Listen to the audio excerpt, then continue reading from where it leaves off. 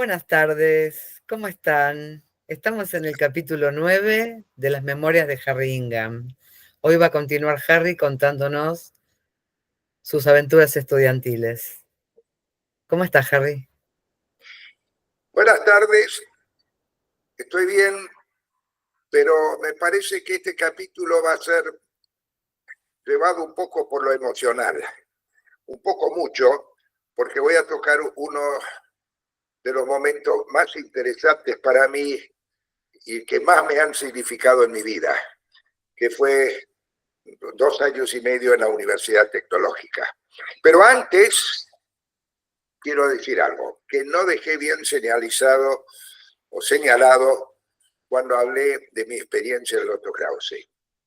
Lo más importante que me pasó en el Otto Krause, al margen de la enseñanza y tantas cosas más, fue que entré con un acento inglés y salí conociendo todas las malas palabras que se podían conocer en la República Argentina en aquel entonces. Han cambiado un poco las malas palabras de entonces, pero las de entonces las supe. Pero esto significó más que simplemente un cambio de acento. Yo perdí mi acento inglés en esos 6 años. Fue mucho más que eso, porque yo entré al Otto Krause todavía con el corazón en Inglaterra, que había sido el lugar donde viví desde los 2 hasta los 8 años, con la guerra inclusive. Y en esos años en el Otto Krause, y porque realmente la población estudiantil del Otto Krause era una verdadera media de la sociedad argentina, me integré totalmente en el sentir argentino y puedo decir que salí del Otto Krause 100% integrado a la Argentina. Cosa que no había sido el caso cuando empecé, todavía venía con todas mis memorias. Ojo, no desprecio para nada mi infancia en Inglaterra, que la recuerdo con enorme cariño, pero no hay nada que hacerle. Salí del Krause hecho un argentino. Bueno, dicho esto es para decir lo que era ese. El Krause se amalgamaba de todo, había otros extranjeros también, a todos nos pasaba lo mismo. El Krause era maravilloso. El ambiente del Krause era algo que me cuesta describir. Bueno, dicho esto, vamos al siguiente paso. Cuando vuelvo de Alemania, me pongo a trabajar inmediatamente en nuestra empresa familiar, pero decido seguir estudiando.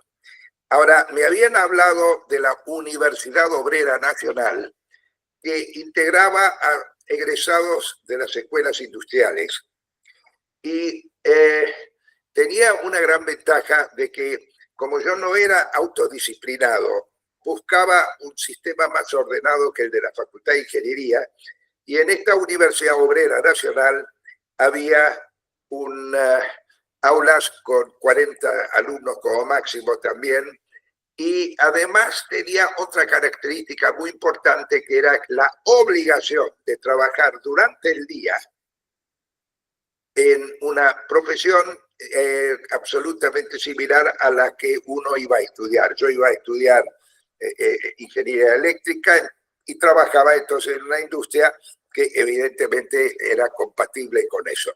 Hay que aclarar que los cursos eran de noche, o sea, era obligatorio, y para entrar inclusive era necesario tener un certificado otorgado por el lugar donde uno trabaja diciendo que uno estaba integrado al equipo de esa compañía.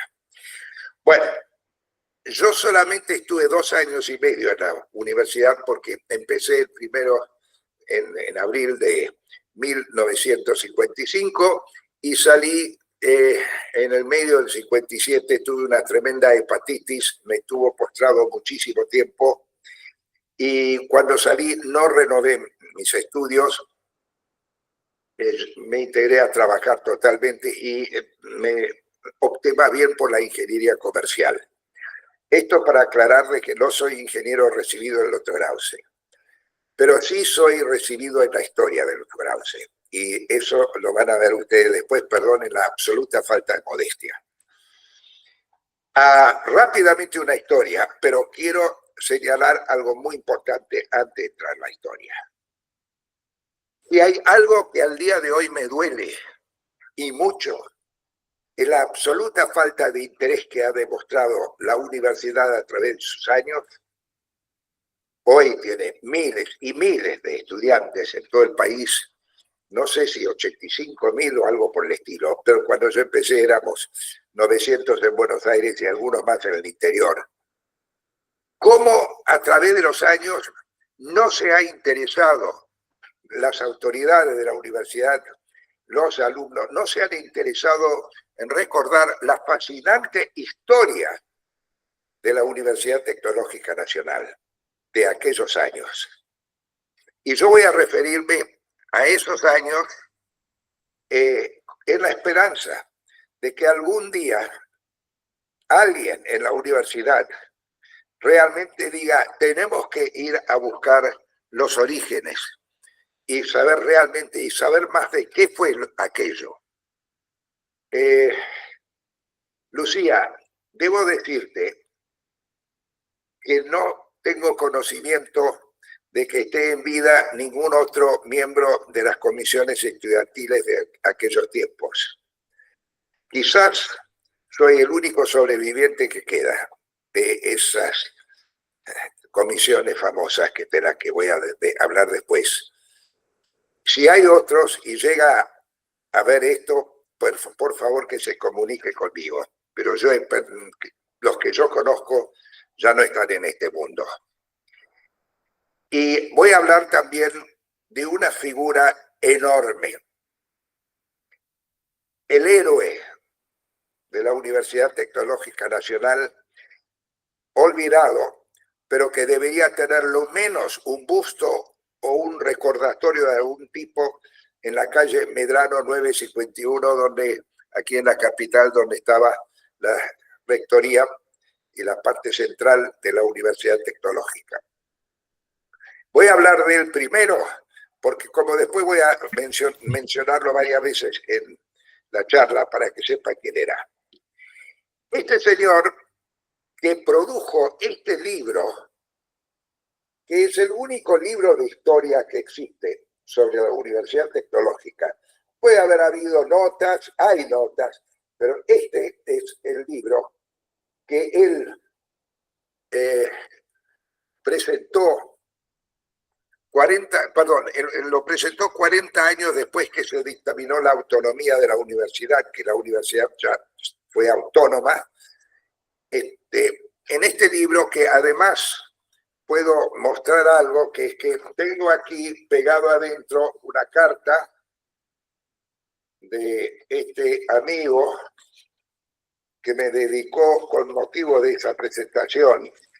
La carta es del 12 de julio del 99, la presentación del libro fue unos meses después, pero él me hizo llegar, fui el único que vi el manuscrito antes de que fuera impreso, y es más, en este libro figura una fotografía donde estoy yo dando un discurso en ese acto en que se presentó el libro.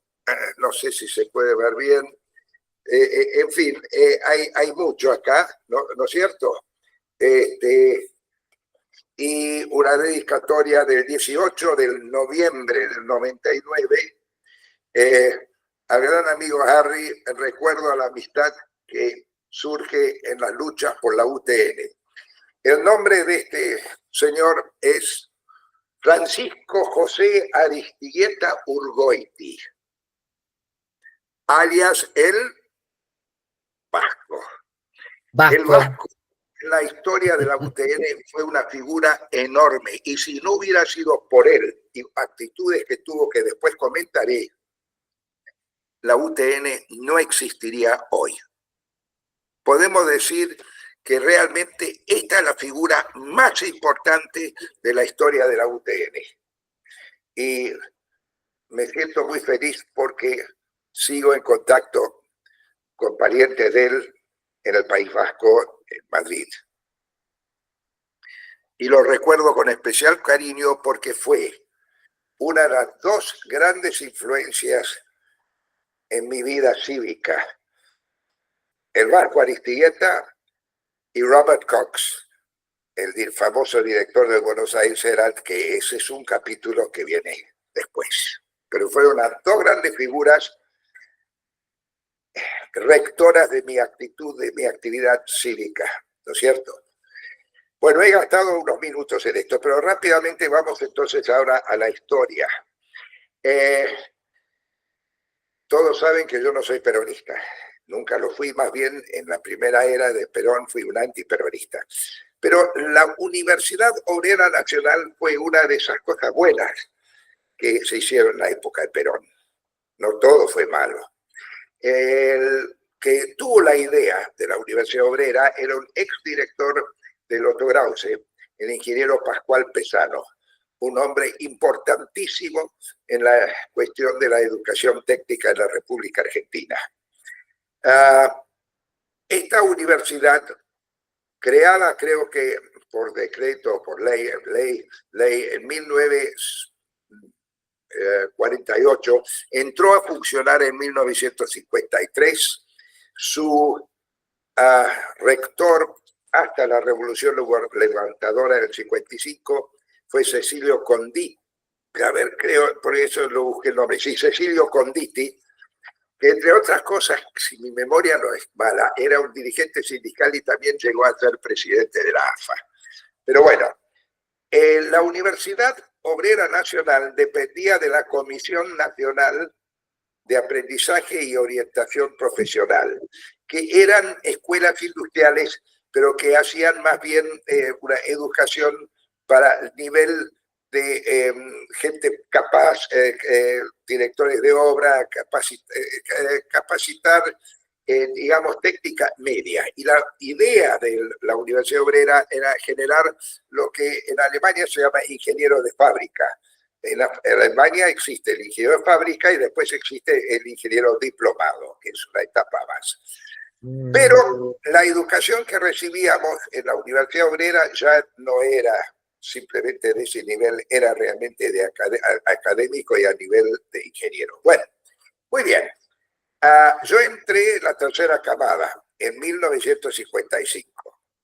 La universidad era conocido como la Universidad Peronista, pero la vasta mayoría de los estudiantes no eran peronistas, eran estudiantes de la escuela industrial que encontraban en esa universidad un nivel muy interesante y que además les permitía trabajar y estudiar al mismo tiempo. Esto era fundamental. Claro.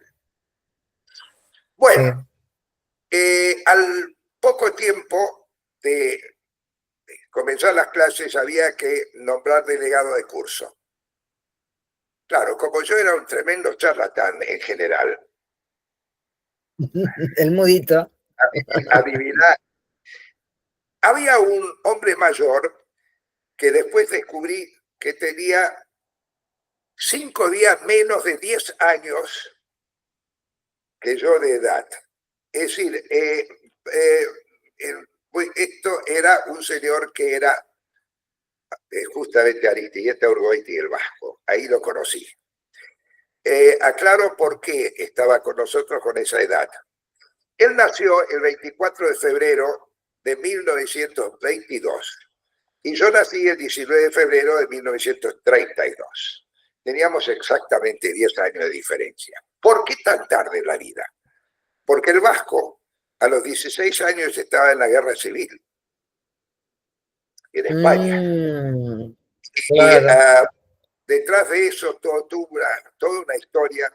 Buscó escapar, lo agarraron, terminó en un campo de concentración en el norte de África, de los alemanes. Después zafó, en fin, una historia personal brutalmente interesante. Pero ¿qué pasó? Como tuvo todas estas cuestiones, no pudo estudiar y entonces hizo el secundario cuando llegó a la Argentina, después de largo periplo, y después entró a la universidad. Y aclaro, se recibió en la universidad y además fue profesor de la universidad. Después se fue a vivir al País Vasco de vuelta, años después, y yo lo acompañé hasta en su último viaje en una ambulancia desde un hospital hasta su casa, poco después falleció. Entre paréntesis, fue un viaje, parece, ¿no?, muy divertido, porque nos mirábamos los dos, después de todo lo que hemos vivido, mira lo que estamos haciendo, cruzando Madrid juntos en una ambulancia. Bueno, cuestión personal. He dicho hoy que lo mío de hoy va a ser bastante desordenado, porque cuando recuerdo estos 2 años de la UTN y todo lo que vino a raíz de eso, me sacude mucho. Bueno, muy bien, delegado de curso. Ahora, en la Universidad Obrera, que así se llamaba, todavía, por supuesto, se convivía, los estudiantes peronistas y los no peronistas convivían. Había un arreglo, no teníamos la situación violenta que existía en otras universidades del país, porque todos teníamos algo en común, éramos todos egresados de escuela industrial. Y entonces veníamos haciendo una manera parecida. Bueno, no me voy a olvidar nunca, entre otras cosas, que el 26 de julio, el secretario general de la CGU, de la Confederación General Universitaria, no, de la entidad estudiantil peronista, afiliado a la CGU, Confederación General Universitaria Peronista, me cita para que yo acompañe a la bandera en el acto de homenaje a Eva Perón. 26 de julio de 1900. Eso fue en el 54, sí, en el año 50. No sé si 53 o 54, uno de esos años me hace acompañar. Yo diría que el 54. Gregorio Emilián era el secretario general. Y yo, no siendo peronista, me puso en una situación violentísima. Pero bueno, acompañé en el homenaje, tengo que confesarlo. Ahora, lo lindo es que alrededor de 7, 8 años atrás, nos encontramos Gregorio Emilián y yo y almorzamos en el Hotel Lancaster, acá en Reconquista y Córdoba, porque mantuvimos una cordial relación a través de la vida. Y yo lo agarré y le digo: Gregorio, todavía te estoy insultando, qué porquería que me hiciste, sabiendo de que yo no era peronista. Y me miró con cara seria y me miró a los ojos y dice: pero sos un tarado, ¿no te das cuenta que estaba marcado y que yo hice eso para que no te vinieran encima? Tiempos difíciles eran de la dictadura de Perón. Le tuve que decir muchos años después: gracias por haberme hecho pasar ese mal momento. Bueno, la cosa es, después lo pude retribuir, como vas a escuchar en un ratito. Atenciones, sin saber eso, pude retribuir atenciones. Y así siguió todo y llega el momento donde todo cambia. 16 de septiembre de 1955, Revolución Libertadora. Desaparecen las autoridades de la universidad y viene un momento heroico para la universidad, que es que los mismos estudiantes rápidamente se organizan. Ojo que en esta universidad la asistencia era obligatoria, también en las clases, eran todas clases teóricas prácticas, así que era obligatoria. Se organiza rápidamente una junta provisional de estudiantes. Y esa junta, a su vez, nombra gente que controla la asistencia de los alumnos, y así vivimos más de 2 meses, 2 meses y medio, hasta que llegaron nuevas autoridades. ¡Qué maravilla! Se autogestionaron ustedes solos. Autogestionamos las clases, no se interrumpieron salvo los primeros 7, 10 días, que en realidad todo el país estaba medio parado, ¿no? Algo fabuloso es que nos reuníamos, había reuniones en la aula magna, se definían las cuestiones y las clases siguieron perfectamente y nosotros sin autoridades teníamos personas en la puerta de la universidad que pasaban lista a los que entraban y los que no venían se anotaban también. Es decir, no se interrumpió más que unos días por la convulsión general el funcionamiento de la universidad. Muy poco después, integrada la primera junta provisional, en la que no estuve la primera del todo, vine casi enseguida, después hubo un cambio, y ahí sí entré como secretario de prensa y difusión. Yo fui en la primera secretario de prensa y después ya también fui tesorero, pero en fin, no importa, no tiene importancia, estuve en eso. Muy interesante porque en esas juntas provisionales había los peronistas, había radicales, comunistas, cívicos, independientes, todavía no, porque el partido recién se formaba, de eso voy a hablar después, pero había distintos grupos, pero la cuestión era nada de política y cada uno pensar en la universidad. Tal es así que entre los dos comunistas que había, poco después se expulsó a uno porque ponía el comunismo delante de la universidad. Y el otro no, el otro puso la universidad delante y no nos molestaba para nada que fuera un comunista, a los demás que estábamos ahí. Ahora viene lo lindo y divertido. Muy poco después, claro que era secretario de prensa la primera. El primer presidente era un muchacho llamado José Ritter.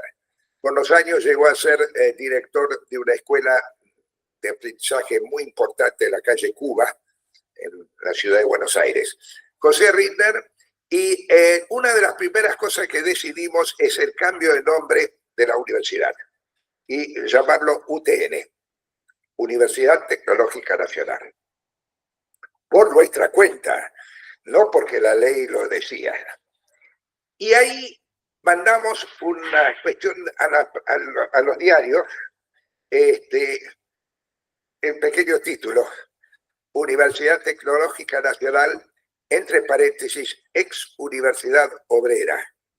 Y en ese primer comunicado le quitamos el título de honoris causa que tenía Juan Perón en la universidad. Todo esto lo hicimos. Y yo diría que eso fue unas 3 semanas después de la Revolución Libertadora. Me acuerdo que La Nación lo publicó en la tapa.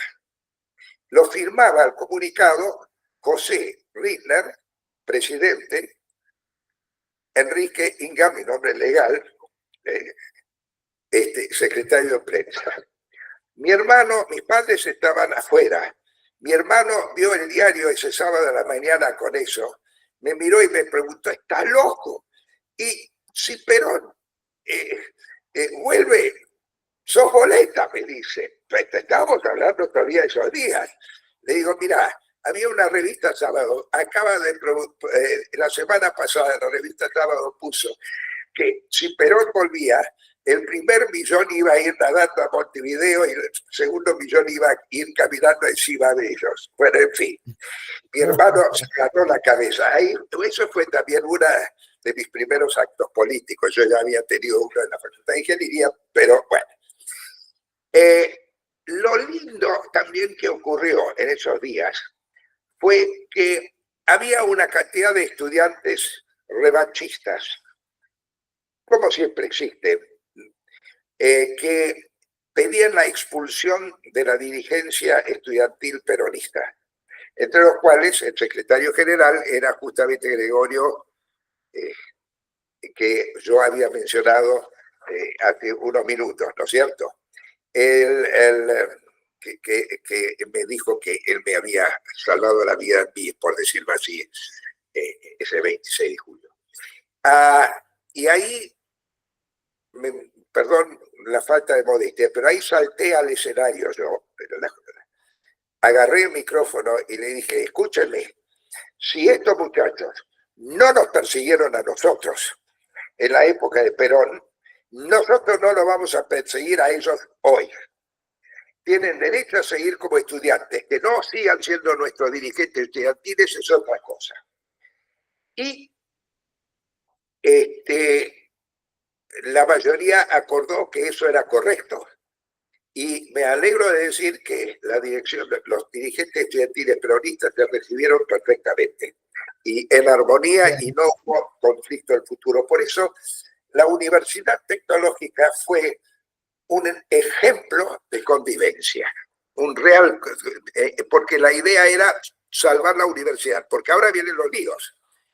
Empieza la gran resistencia y los deseos de cierre de la universidad. Y ahí viene ¿Quién quería cerrarla? Fundamentalmente contra nosotros actuaba el Consejo de Ingenieros, el Centro Argentino de Ingenieros, perdón, porque nosotros éramos vistos como competencia de ellos. Pero hacía falta tantos ingenieros en el país. Bueno, que realmente... pero fue una lucha a muerte que incluyó a miembros del gobierno nacional. Teníamos enemigos por todos lados. Y nosotros iniciamos la campaña de la lucha por la autonomía. En la contratapa de este libro está el primer cartel que se hizo de publicidad que pintamos en las calles, que pegamos en las calles de los estudiantes. No sé si se alcanza a ver bien. Negro Ciudadano. Negro sobre fondo amarillo. Lo hicimos imprimir en la familia italiana, una famosa imprenta en San Martín al 600, la más famosa por los carteles. Y el texto inclusive lo hicimos entre varios, pero en la idea del negro sobre amarillo, bueno, esto vino unos meses después. Pero también en la lucha por la autonomía hicimos después una campaña increíble. Agarramos papeles de diario, hojas de diario, y a lo largo de los corredores con hilos pintamos UTN autonomía sobre cada una de estas hojas y teníamos decenas y decenas y decenas de diarios colgando en hilos en los distintos pisos para que se secara la pintura. Y salimos los muchachos después de clase a pegarlo por toda la ciudad. Y la campaña nuestra de carteles pintados sobre hojas de diario se hizo famosa. Así dimos a conocer realmente la lucha de la universidad.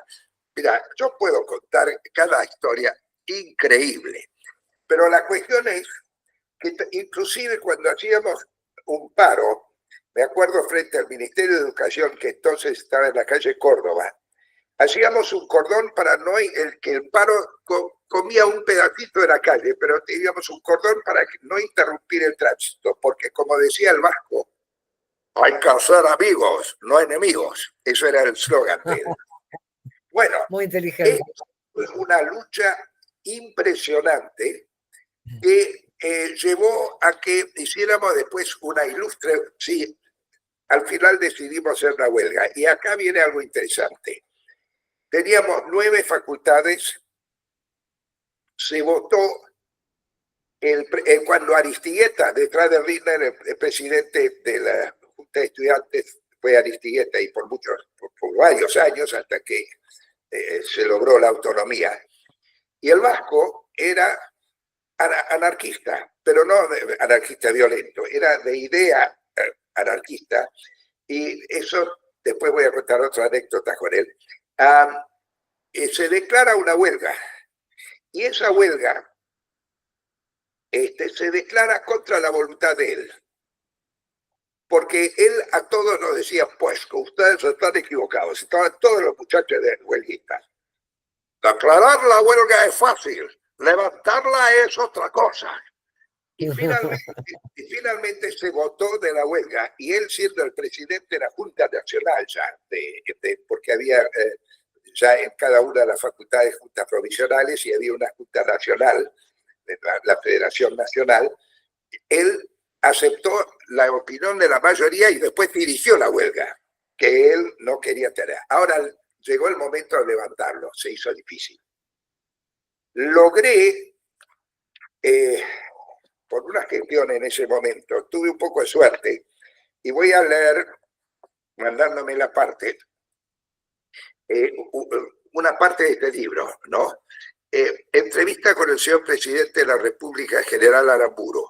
A mediados del mes de agosto, el compañero Ingham, así nos hablábamos, nos comunica que la entrevista con el señor presidente de la República, general Aramburu, ha sido concedida para el próximo 5 de septiembre. Y voy a leer unas cositas más allí. Así, bueno, llega el 5 de septiembre y se lleva a cabo la entrevista.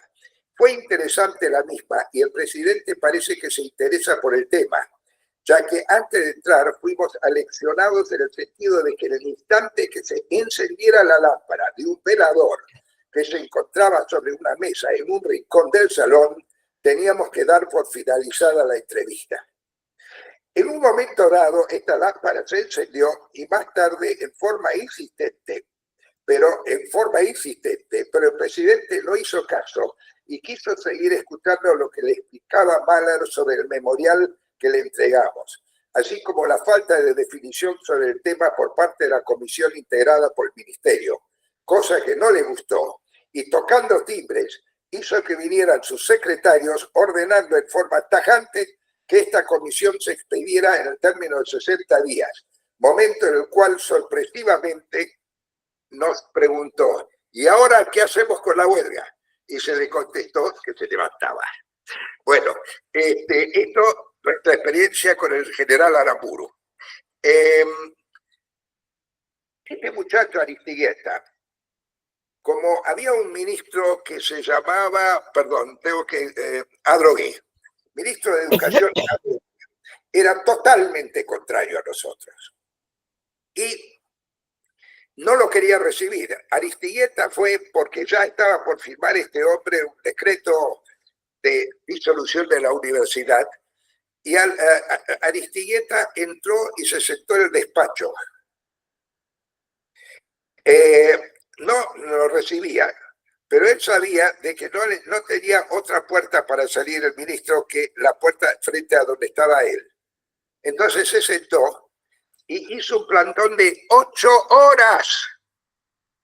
Cuando el ministro al final salió, no tuvo más remedio que aguantarle la charla, ¿no es cierto? En otra oportunidad que fuimos a verlo a Adrogué, fui yo con él, y fuimos varios, 4 o 5, detrás de lo cual Aristigueta explotó conmigo, porque yo en esa entrevista en algún momento dije, bueno, porque nosotros los dirigentes estudiantiles salimos afuera y dicen, pues escucha, Ingham, que la próxima vez que usa la palabra dirigente, yo te hago expulsar del movimiento, porque tú no eres dirigente y yo no soy dirigente, somos representantes, así que la palabra dirigente queda prohibida. Furioso conmigo. El resto de nuestra vida nos recordamos de eso y siempre nos reíamos, porque fuimos íntimos amigos después y nos encantaba recordar eso. Se puso como era anarquista no quería jerarquías, ¿no? Quería horizontalidad. No quería ninguna jerarquía. Les cuento que después de esa entrevista las cosas empezaron a mejorar, pero recién en 1959 salió la ley dando la autonomía, en que ya no era parte del Consejo Nacional de Aprendizaje, sino autónomo. Y a raíz de eso, 40 años después presenta este libro que les estoy diciendo, Aristigueta, es donde yo también digo un discurso, y ese fue la única ocasión que yo recuerdo de que hubo una verdadera manifestación histórica, referido a la historia de la UTN. Y fue por la iniciativa Aristigueta que hizo el libro, porque si no, ni eso. Y voy a decir algo más, este libro fue costeado por el mismo Aristigueta, él lo hizo imprimir, él pagó la impresión de esto. No hay otros ejemplares, hicieron creo 200 ejemplares nada más. vuelvo a decir, a mí no me gustaría ir al otro mundo sin que haya alguna vez un homenaje en la Universidad Tecnológica a Aristigueta, porque vuelvo a decir, esa instancia con Adrogué, ese día fue el más crítico de la historia de la universidad. Estuvimos a un pelín de desaparecer, ¿no? Fue una lucha muy grande. Hoy yo me alegro tanto, la Universidad Tecnológica es muy, muy respetada en todos lados, nacional e internacionalmente. Ya no son el puñado de alumnos que éramos nosotros. Yo tengo acá algunas, quiero dar unas ayudas a memoria antes de dejar. Sí, quiero recordar una persona más que fue importante, que para mí lo recuerdo con mucho cariño.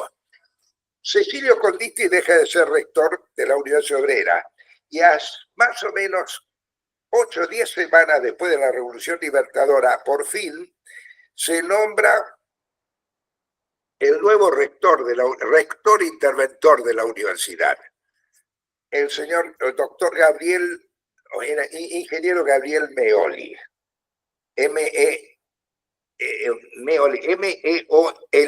Gabriel Meoli. Gabriel Meoli lo quiero recordar con mucho cariño, porque vino a la universidad para cerrarla. Cuando él llegó, venía con instrucciones de cerrarla. Estaba mal visto en el Ministerio de Educación, estaba el Centro de Ingenieros. Inclusive La Nación no nos publicó durante mucho tiempo algo, porque cuando se enteró que lo de la Universidad Tecnológica Nacional que habíamos puesto era un invento nuestro, que no era oficial, se negó a publicar cosas nuestras durante largo rato. Pero el ingeniero Gabriel Meoli vino a cerrarlo. Pero una vez dentro de la universidad, descubrió el valor que tenía. Y de ser una persona que empezó mirándonos desconfiado y en la contra, pasó a ser uno de los nuestros, un gran luchador para nosotros. Fue un gran aliado. Por lo tanto, es una persona que también considero un prócer de nuestra Universidad Tecnológica Nacional. ¿No es cierto? Bueno, acá estoy. Yo diría que he contado un poco todo esto desordenadamente. Pero muy emotivo y muy interesante toda esa historia. Voy a decirle francamente que me sacó un poco me dejó medio cansado esta explicación. Porque sí, hoy me va a costar encontrar una foto sonriente ¿cómo? de esta historia porque fue muy emotiva. Hoy me va a costar encontrar una foto sonriente para la portada porque fue muy emotiva. Sonrío. Sí.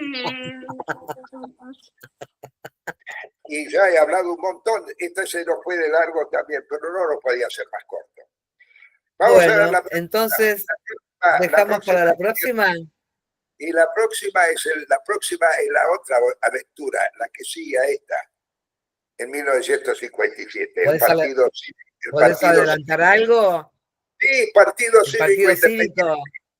Y entrada a la política. Ahí va a haber mucho también. Porque mi entrada a la política está vinculado absolutamente a la UTN. Hay un puente de la UTN al Partido Cívico del Perú. Lo explicaré la próxima vez. Bueno, entonces nos despedimos por hoy. Lengua afuera. Y no se pierdan el próximo capítulo. Adiós. Eso. Chao, chao.